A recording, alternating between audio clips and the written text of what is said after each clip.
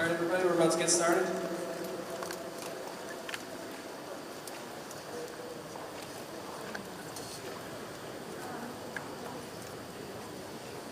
Just a few minutes.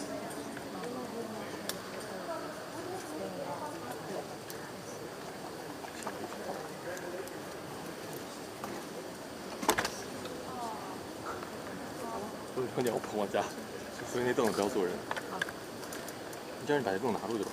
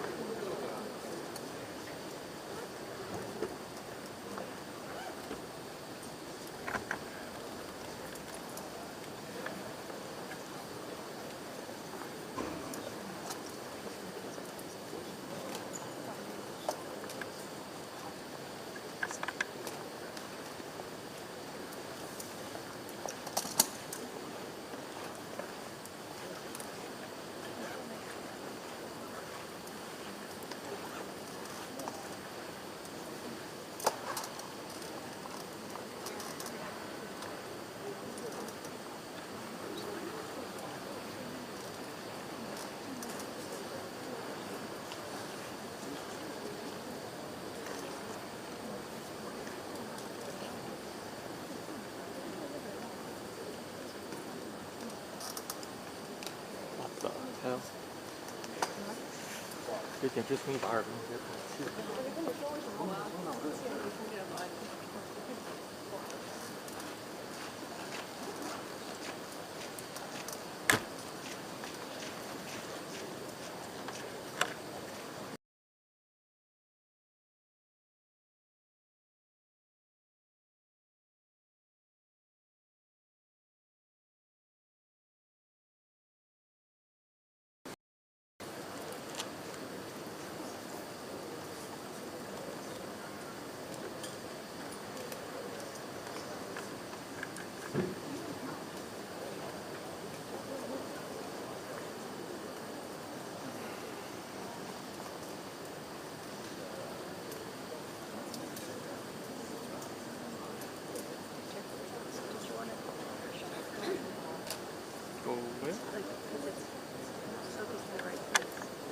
？No, I think she just walked. Oh. Yeah, I walked like, yeah.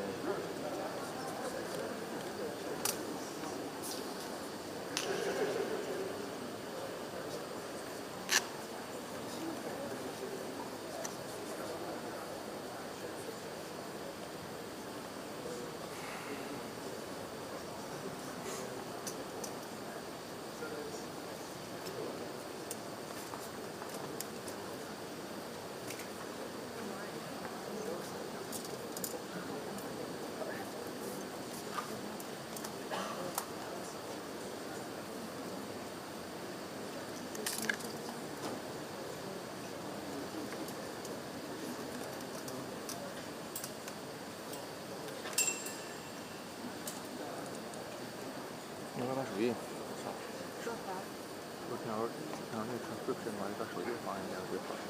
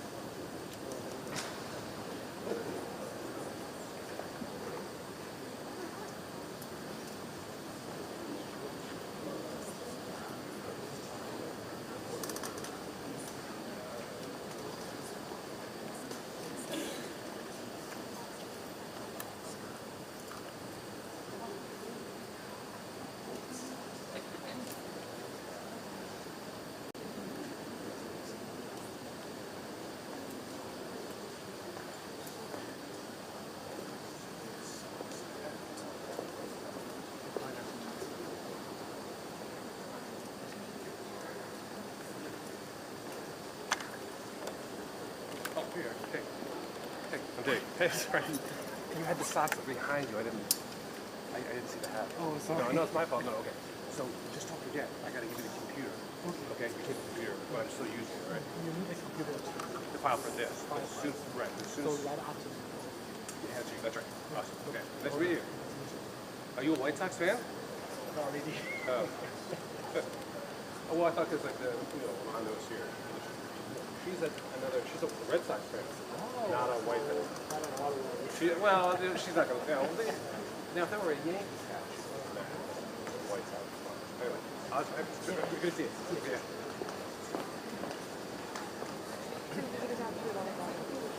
我把这立起来，刚才更高。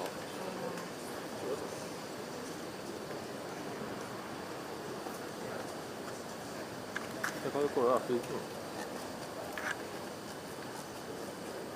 就发现一个苹果酱的大卖，可能就是那种。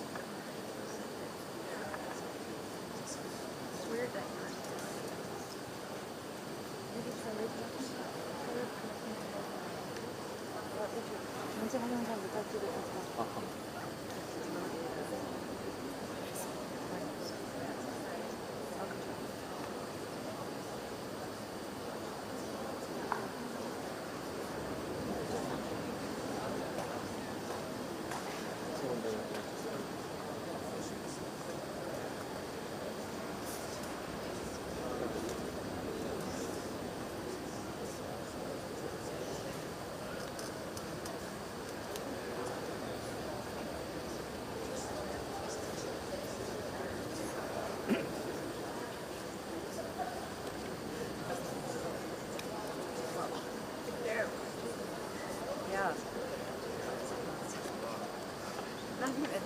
you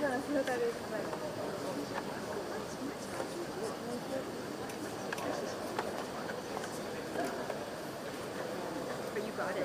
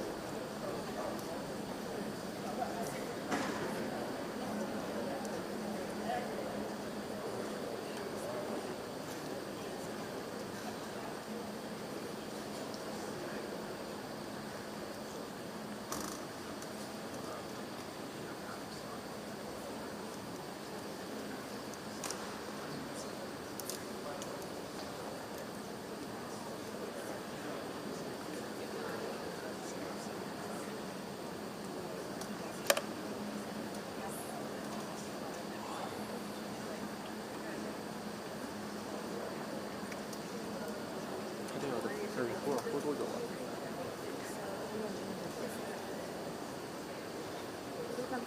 哎，已经4点半了吗？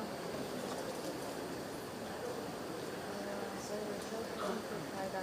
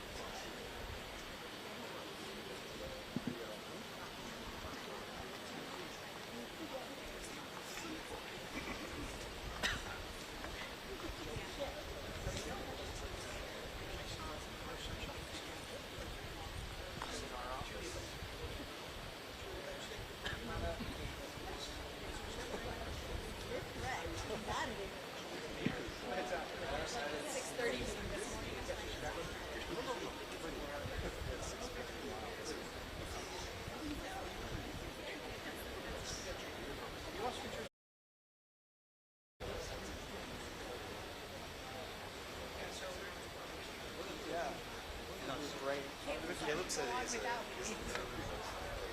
do like my mornings, but tomorrow I'm gonna need to ease into it a little bit. Yeah, Scott. hey, what's going on here? How much this?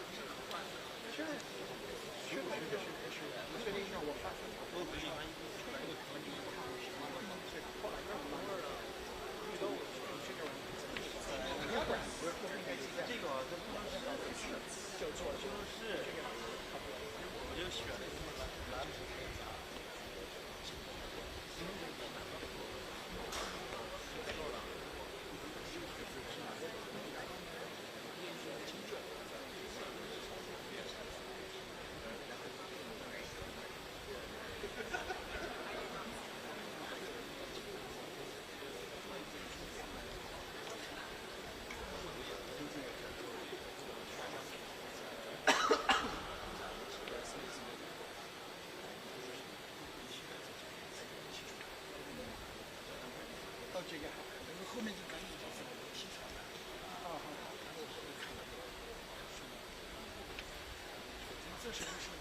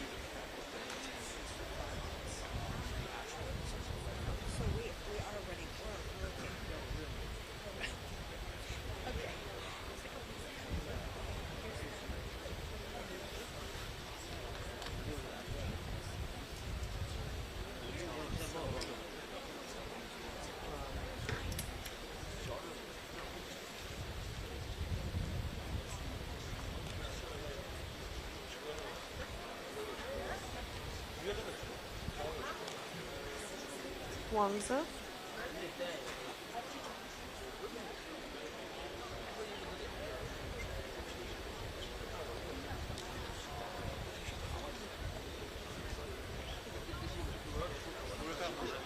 我带那块全折给他。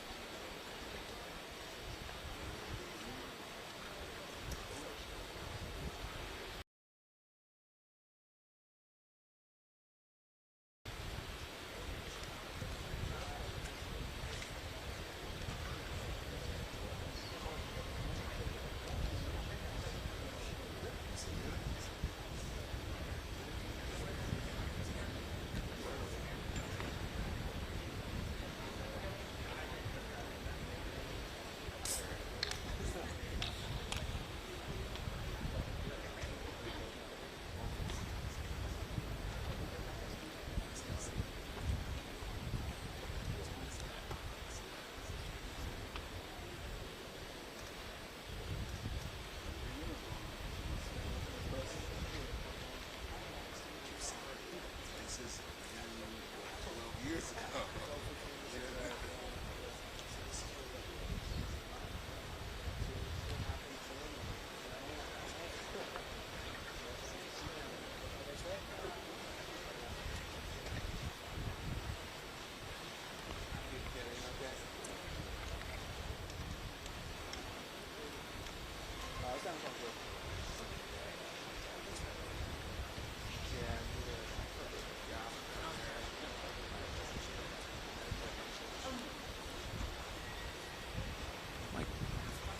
Apologies for the delay, everyone. We're about to start.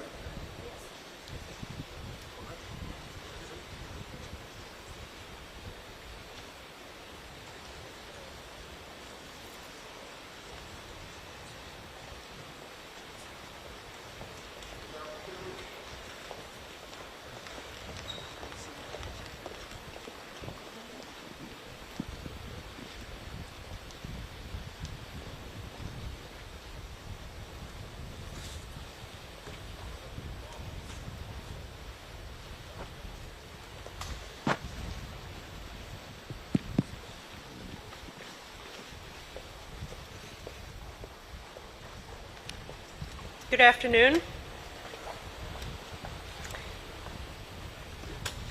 Good afternoon, and thank you for being here. I'm coming to you this afternoon after 3 very productive days, very full days here in China.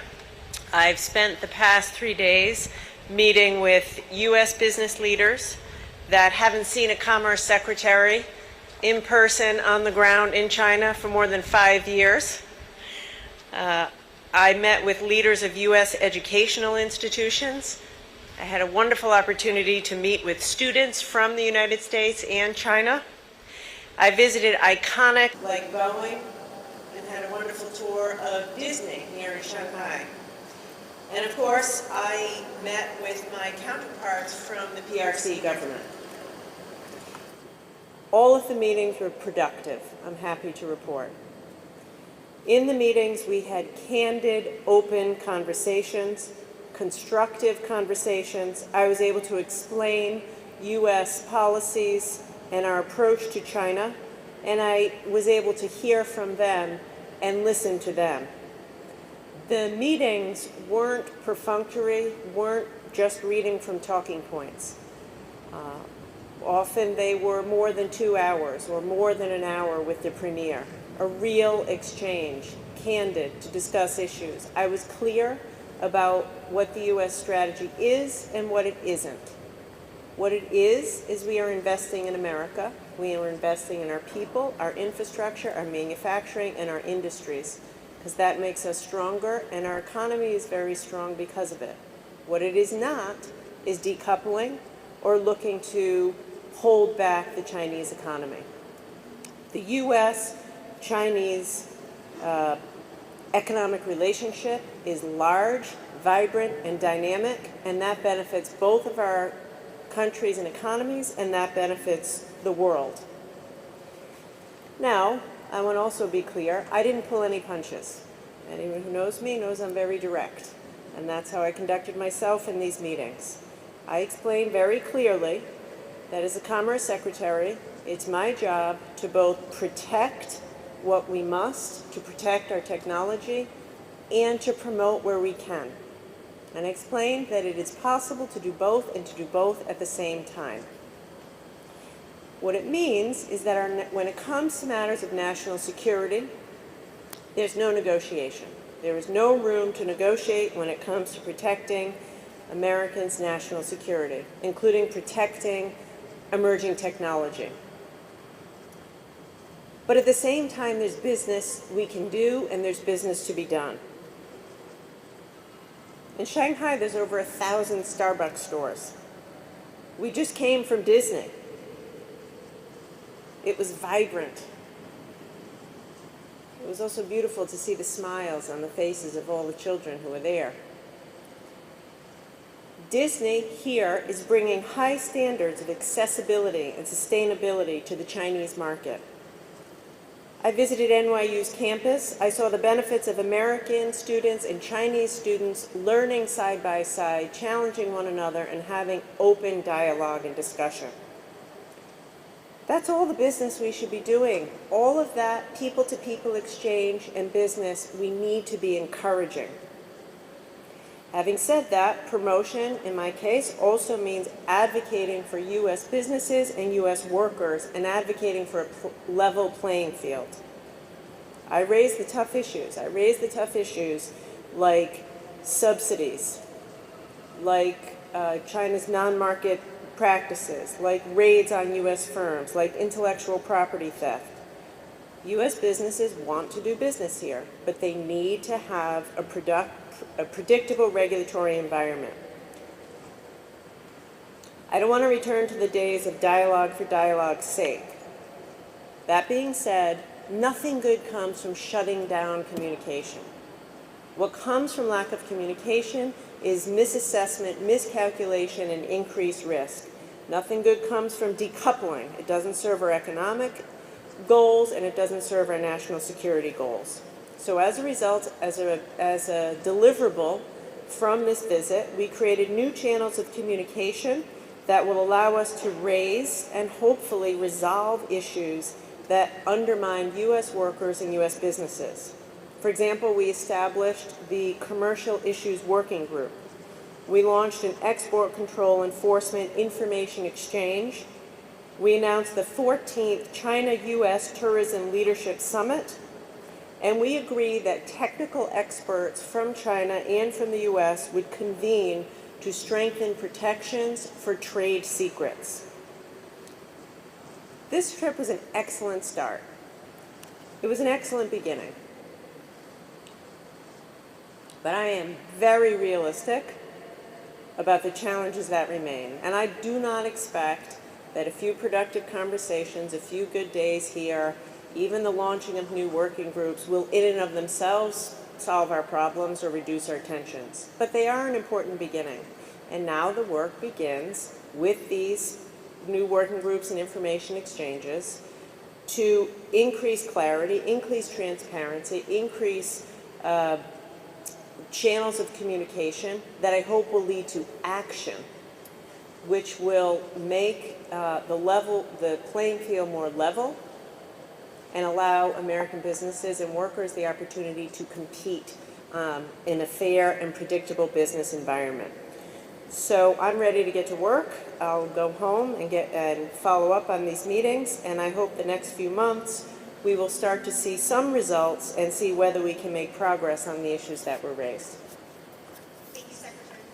We are now going to take a couple questions. We will start with Associated Press's Joe McDonald. And Joe, I heard a rumor that today is your last day during retirement. Joe. Tomorrow's my last day. Yes, then starting Friday, I don't have to wear socks. Thanks for taking the time to talk to us. You mentioned that you started this export information exchange group. You said they would meet, experts would meet this week. Can you tell us, what can you tell us about this? Who met? What were the major topics they talked about? Were there any, what did the Chinese side say and the American side say? Were there any agreements or any other outcomes from this meeting? And then what are you going to do next? Thank you. So thank you for a great career and for covering the news, and we wish you all the best in your next phase, whatever comes next for you. So the first meeting happened yesterday. Assistant Secretary Matt Axelrod is here. He'll be running that line of work for the Commerce Department. The meeting went as expected. It went as expected. It was an open dialogue. The purpose of the information exchange is to increase transparency, to be clear about how we expect end-use checks to happen and to be enabled, and the purpose is to reduce misunderstanding. We were able to clarify in the first meeting that we're not targeting China. We're targeting certain behavior. We're targeting actions and behavior which undermine U.S. national security, and we sought to begin clarifying our procedures. So What do I expect? I expect continued communication. They will meet several times officially, but I expect there'll be I know there'll be constant informal communication, sharing information. Overall, the goal is to increase transparency with respect to export control enforcement and to increase communication, which, as I said before, reduces misassessment, miscalculation, and unnecessary tension. Look, the reality is this. This is an area that we're not always going to agree. I mean, we may not agree very often. It will continue to be the area of the most disagreement, but communication can only help. Thank you. Next, we'll go to Mackenzie Hawkins from Bloomberg. Thanks so much, Secretary, for taking the time to answer our questions. You've spoken a lot on this trip about increasing risk facing U.S. business here. IP issues, subsidies, the anti-espionage law, that business, as I've told you, is making China increasingly uninvestable. And I assume that the commercial dialogue is meant to address those concerns, but do you feel you've reached any concrete agreements with the Chinese to improve the situation now, and in particular on behalf of the companies whose issues you raised, such as Intel, Micron, and Boeing? Yeah, thank you. So I had no expectation that on my first visit here and my first meeting with Chinese officials that we would suddenly resolve specific issues, some of which have been happening for more than a decade. So no, but I think that it would have been unrealistic to think that we would do that. What I did accomplish is that I was able to lay it on the line directly, concisely, in some detail with respect to the challenges that U.S. industry and workers are facing. And I want to be clear about what I said. There is appetite among U.S. business to continue to do business here. The market is enormous. But it has, and these are companies that have operated here for decades, and these are companies that operate in very challenging environments all over the world. But the environment has to be predictable, there has to be a level playing field, there has to be due process, there has to be transparency. And so my point was, U.S. business needs to see some action taken to address these issues. Otherwise, they will deem it as just too risky. And as I said, uninvestable. So we were able to talk, and also, U.S. business, especially ones that have been operating here for a long time, they are used to traditional challenges of IP theft, market access, dealing with subsidies and state-owned enterprises. But it's becoming, in some ways, even tougher. Raids on U.S. businesses, the counter-espionage law, which I've referenced a few times, issues around data localization, issues around local content requirements and preferences for locally owned companies and Chinese-owned companies. So my point was, we want a dynamic trade relationship, but we want one that serves American workers and businesses and that's in our interest. And in order for that to happen, there have to be some changes, because U.S. business, in many cases, patience is wearing thin, and it's time for action to make it a more predictable, reliable, less arbitrary business climate. Thank you. Next, we'll go to Jian Wei from TAIPEI. Thank you. I was wondering, what is the most important consensus you have reached, and what is the most difficult issue you have raised during this trip? And also, economic and trade relations has been regarded as the ballast of China-U.S. relations. At this difficult time for China-U.S. relations, what kind of role can commercial exchanges play? Thank you. Thank you. I do think that our commercial relationship can be somewhat of a ballast for the overall relationship. It is my hope that, as I say, people-to-people exchanges, cultural exchanges, more travel and tourism, doing more business together is a way to reduce tension and provide practical, concrete opportunities to work together for the benefit of both of our countries. I feel the same about working together to solve global challenges like climate, like setting out safe rules as it relates to artificial intelligence.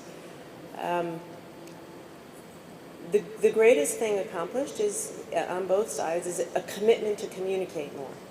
You know, prior to my visit, I spoke with over 100 U.S. CEOs of companies of all sizes in every industry, and they're begging for more interaction, more transparency, a formal venue to have their issues heard and addressed. And so we've delivered on that.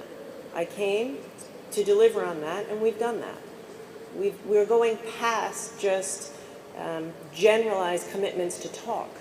We've opened clear, working groups and information exchanges, an opportunity to put the toughest issues on the table and try over time to resolve them. And so I'm leaving with some optimism that we will have that dialogue and get to the business of solving problems one step at a time, right? One step at a time, one issue at a time, one business issue at a time. But I think we clarified where some of the issues are, and now we do the work of trying to solve them. Thank you. And next, Anna Swanson from New York Times. Hi, thank you so much. Did you bring up a case of Visa and MasterCard in your meetings? And if so, what did you talk about? And then there's a long history of commercial dialogues with the Chinese that were criticized as not producing very much. Is there anything that makes you think this time is different?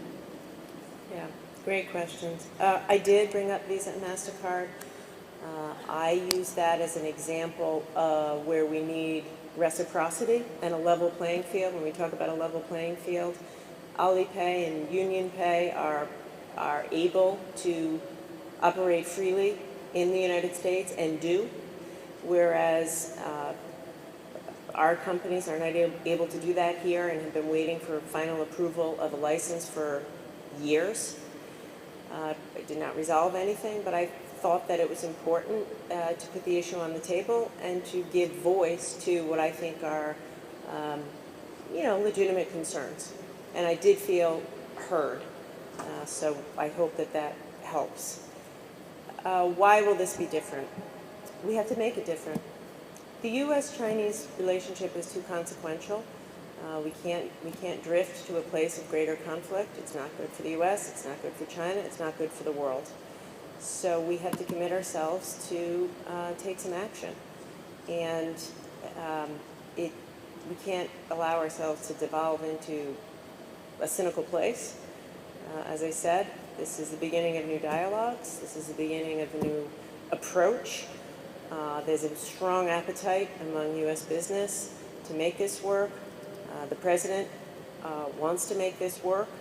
As I've said time and time again, we have no interest to hold China back. So I think in some cases, interests are, we always have to operate in our interest. We're never going to do anything that's against U.S. economic or national security interests, but there's a lot of productive work to be done here that is in our interest, and I'm confident we'll be able to do it. Thank you, Secretary, and thank you everyone for joining us today. My apologies, but we need to go catch a flight. Shepardson had his hand up the whole time. Okay, Shep. Hey, thank you very much. One super quick question at the top that my editors, others are asking. Is it investable I or A? Uninvestable? I gave you a chance to ask that. That's not my real question, but do you have a thought on that or not? I have no thought on that. All right. Can I ask you to respond to the defense that China made that its system is opening up and moving toward more market, more rights practices? And you're obviously a former venture capitalist. You're well acquainted with business operations. What would you tell American business today? Should they invest in China? Do you personally find China uninvestable today for American companies? So I'm not in the business of telling American companies how to run their business. I'm in the business of trying to level the playing field for them so they can make their decisions. As I said in my meetings, some of the recent moves that the Chinese government is making are positive. The 24-point plan that the State Council put out, I met today with the Shanghai Party secretary who talks about a hotline for businesses to call into if they have business issues. but we have to see the situation on the ground match the rhetoric. So all I can tell you is what I hear from U.S. business on the ground. I hear about, unfairness, arbitrary decisions, a lack of due process, raids on their businesses that go unexplained, tens of millions of dollars in fines for reasons that aren't clear. And so my point is that action speaks louder than words, and as long as that is happening on the ground, that makes it very risky for U.S. businesses to do business here. Thank you. All right, thanks everyone.